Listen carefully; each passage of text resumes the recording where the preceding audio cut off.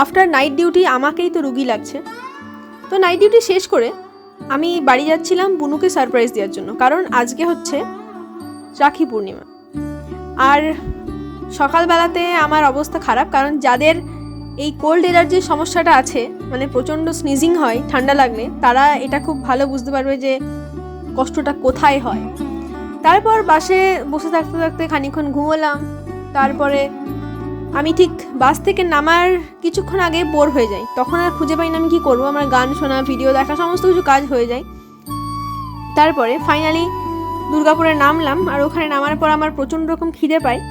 আমি একটা মিষ্টির দোকানে নিরামিষ খাবার খেয়ে নিই, আর এখানে রাখি কিনতে চলে যাই, কারণ বুনু জানে না যে আমি আসছি। আর তাই রাখিগুলো কিনে নিয়ে গেলে সেলিব্রেশনটা হবে না। চকলেট কিনলাম বুনুর জন্য। এরপরে দুর্গাপুর বাস স্ট্যান্ডে আমার সঙ্গে প্রায় 4-5 জন আননোন মানুষ কথা বলল, ভালো আছো, ভালো আছিস। তো যাই হোক, আমিও খুব ভালোভাবে কথা বলে চলে এলাম। তারপরে আমাদের বাড়ি আসার বাসে চাপলাম, 3-4টে বাস চেঞ্জ করতে হয়। এরপরে হচ্ছে আজকের লাকটা খুব ভালো ছিল। বোলপুর থেকে দুর্গাপুর এবং দুর্গাপুর থেকে বাড়ি যাওয়ার বাসে আমার বাসে কেউ বসেনি, পুরো সিট ফাঁকা। আজকে বাস বেশিরভাগ সব ফাঁকা ছিল।